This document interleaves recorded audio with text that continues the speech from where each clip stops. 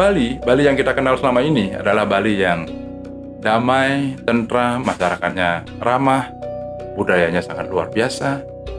Bahkan wisatawan mancanegara berlomba-lomba untuk datang ke Bali. Nah, saat ini Bali tidak seperti yang kita ketahui Bali pada saat ini. Karena Bali saat ini banyak sekali permasalahan yang dihadapi.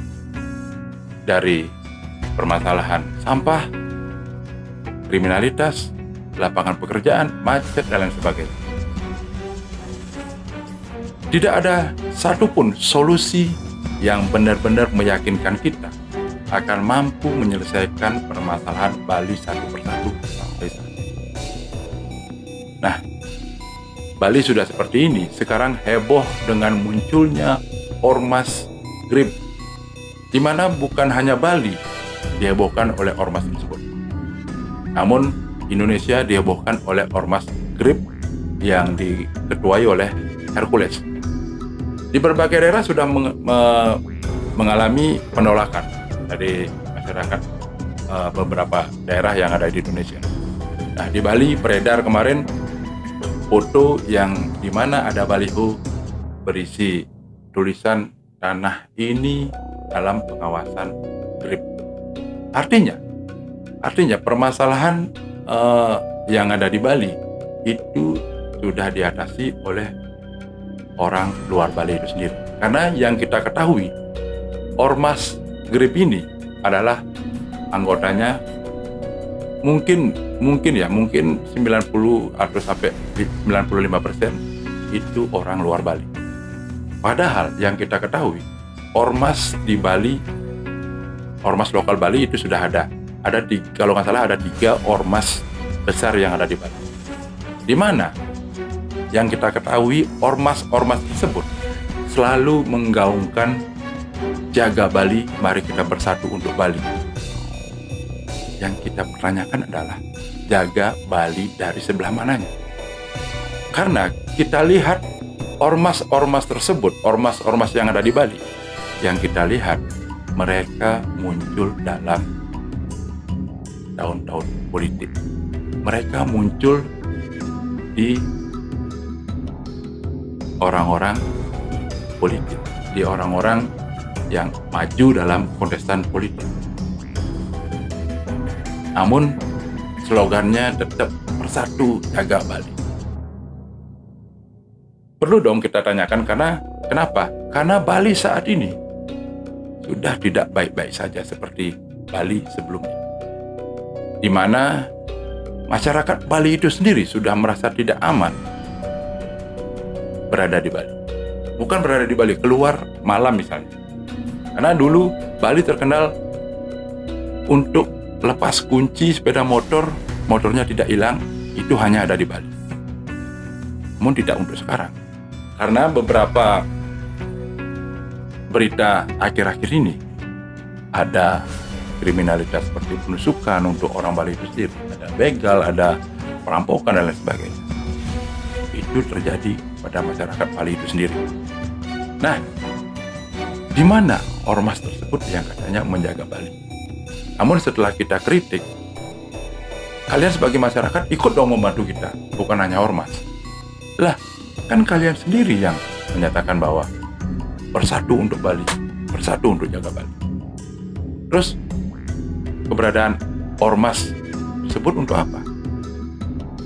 Nah, ormas Bali itu sendiri, ormas lokal itu sendiri sudah tidak ada fungsinya untuk masyarakat Bali, apalagi ormas yang dari luar Bali, yang anggotanya kebanyakan dari luar Bali. Sudah tentu akan membawa agenda-agenda untuk kelompoknya itu sendiri. Bali tidak perlu ormas. Karena kenapa? Karena Bali sudah mempunyai adat istiadat di mana adat tersebut sudah mempunyai polisinya, yaitu pecalang. Sudah mempunyai polisi Republik Indonesia, Bali mempunyai pecalang di adatnya. Terus ormas itu untuk apa? Karena kami kangen terhadap di mana Bapak Petrus Kolose menyatakan perang terhadap premanisme yang berkedok ormas. Bahkan videonya pada saat itu heboh. Sudah 3 tahun kita tidak ada namanya Laskar Bali, Baladika, Pemuda Bali Besar. Jangan sampai ada. Sudah ada kalian para prajurit, ya. Jadi jangan takut, gigit kupingnya. Ya, itu untuk rakyat. Jelas? Kalian bisa bersama-sama dengan rakyat mengeliminir apa yang dilakukan oleh para organized crime itu sudah adalah perjuangan kalian. Setuju? Jadi gak ada lagi masa pakaian begini kalau cuma badan besar sama tato-tato gak jelas itu. Ya. Jadi itu pesan saya. Kalau ada mereka, ayo maju-maju, ayo terus, ayo.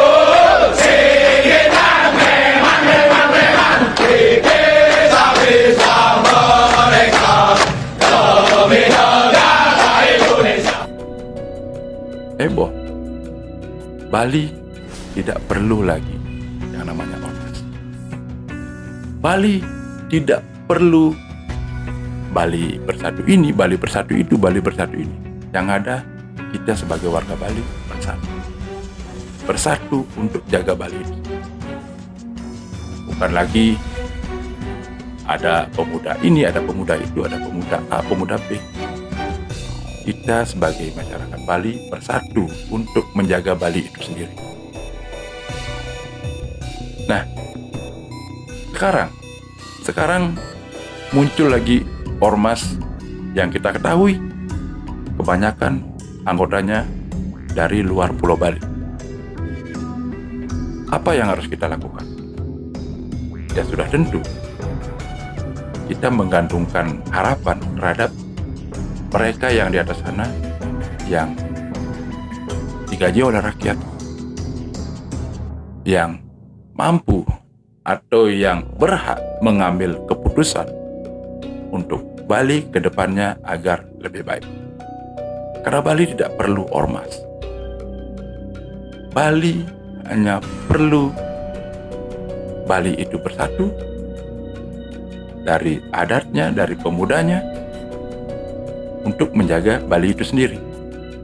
Nah, saat ini kalau kita biarkan hal ini terjadi, kita tidak tegas, kita tidak bersatu, kita bisa lihat 5-10 tahun ke depan Bali akan seperti apa. Nah, mari kita bersatu, jangan saling menyalahkan, jangan menganggap diri paling hebat, karena hanya dengan Bali bersatu kita bisa menjaga Bali, menjaga adat istiadat Bali. Jangan hanya dalam dunia politik, tunjukkan dong bahwa Bali yang sekecil ini yang kita cintai agar menjadi Bali yang lebih baik. Terima kasih.